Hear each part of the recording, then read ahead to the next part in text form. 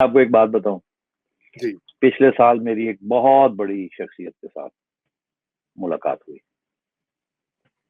تو پوچھنے لگے کہ ملک کے مسائل کیا ہیں. میں نے بتایا، میں نے کہا جی میرے خیال سے یہ مسائل ہیں.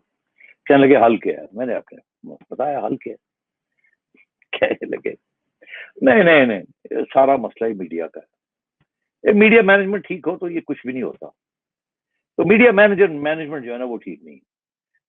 مطلب یہ ہے کہ جو پیغام لے کے آتا ہے وہ مجرم ہے، یہ نہیں کہ جو جرم کرتا ہے وہ مجرم ہے. جی تو بات یہ ہے کہ یہ ایک انگرینڈ ایٹیٹیوڈ ہے کہ کسی طریقے سے میڈیا کو ٹائٹ کر کے رکھیں. اللہ خیر صلی اللہ، یہ سارے جو قانون سازی وغیرہ ہو رہی ہے یہ ساری اسی فلسفے کا یہ حصہ ہے.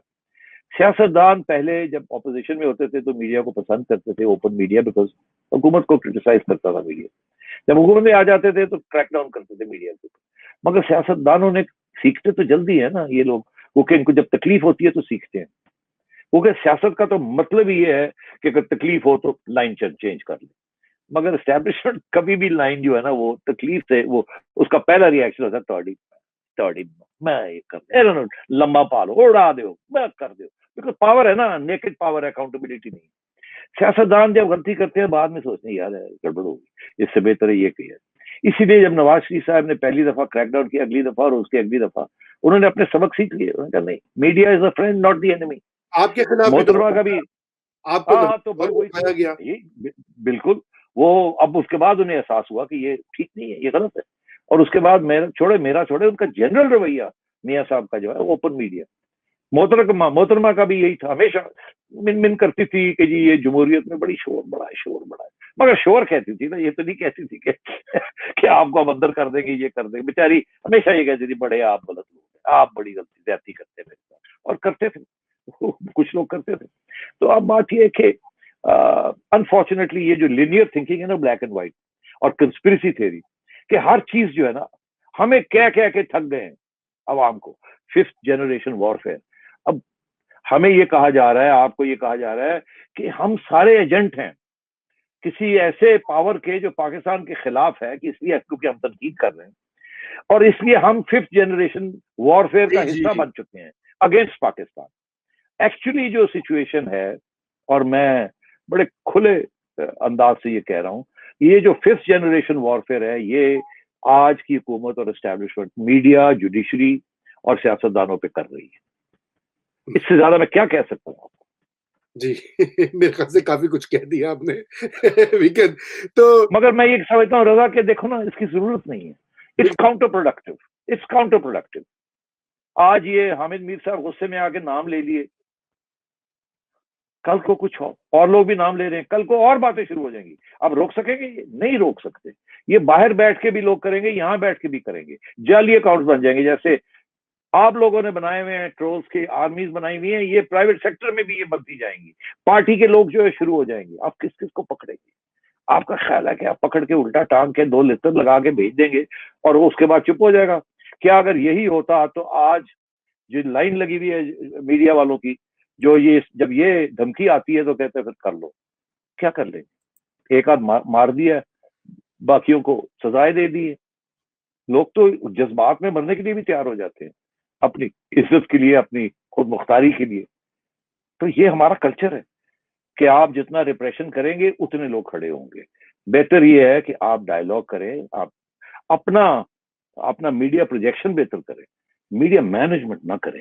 میڈیا مینجمنٹ کا جو مطلب ہے وہ آپ کی پروجیکشن ہونی چاہیے، آپ کی پبلسٹی ہونی چاہیے، آپ کا پروپیگنڈا ہونا چاہیے. بالکل جائز ہے، پارٹ آف ماڈرن ٹیکنالوجی. مگر یہ کہ مینج میڈیا، ٹائٹ کرنا میڈیا کو، اٹھا لینا، غائب کر دینا اور دھمکیاں دینا اور ان کے کاروبار بند کر دینا، یہ دس از کاؤنٹر پروڈکٹیو. اور میں آپ کو بتاؤں، in this age of information and technology یہ آپ روک نہیں سکتے اس کو. آپ اس کو اس طریقے سے مینجمنٹ کا مطلب یہ نہیں ہونا چاہیے کہ آپ ٹائٹ کر دیں، بند کر دیں، سینسر کر دیں، روک دیں، پلگ کھینچ دیں.